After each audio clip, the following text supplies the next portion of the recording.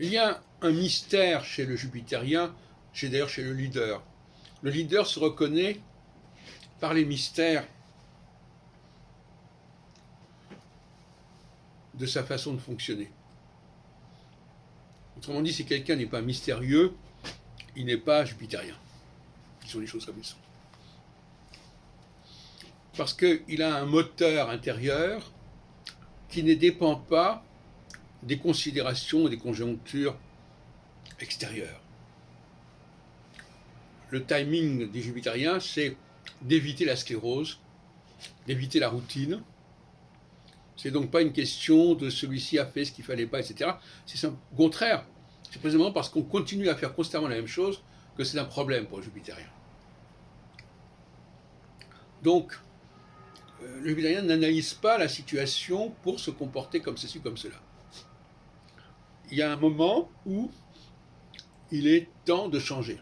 Tout comme le système électoral, le système constitutionnel, il y a une certaine date à laquelle il faut changer.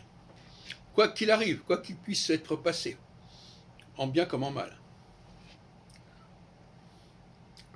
Même un président de la République qui aurait particulièrement réussi ne pourrait pas rester au-delà d'un certain terme. Donc, puisque la question c'est de repérer et d'identifier le jupitérien. Alors, la grande question est là. Parce que c'est une question fondamentale. Si la personne est jupitérienne, on peut programmer, on peut prévoir son fonctionnement. Si elle n'est pas jupitérienne, on ne peut pas le prévoir. Et donc elle sera fonction sujette à telle et telle conjoncture. Alors que la structure chez le jupitérien, le vrai jupitérien, c'est structurel. Donc on sait très bien comment il va fonctionner et rien ne va pouvoir modifier son parcours à ce niveau-là. Donc voilà, donc finalement la première chose à apprendre pour un astrologue, c'est de savoir qui est jupitérien et qui ne l'est pas, dans le sens où je l'entends bien sûr.